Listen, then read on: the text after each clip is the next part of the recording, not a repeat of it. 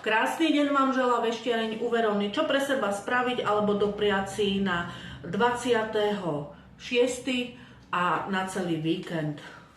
Vodnár, počúvajte svoju intuíciu. Ryby, máte veriť sami sebe. Barán, máte lenošiť. Bík, nebojte sa snívať, sny sa plnia. Blíženci, vrhnite sa do všetkého, čo máte v pláne. Rák, naplánujte si stretnutie sami so sebou. Lev, choďte na prechádzku.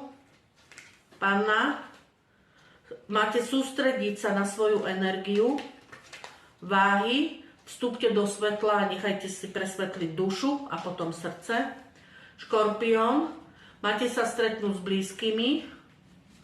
Strelec, máte mať oči otvorené na všetky svetové strany. A kozorožec, uvedomte si, čo od života chcete a podľa toho sa posúvajte. Nech sa vám darí krásny víkend, s láskou v srdci Verona.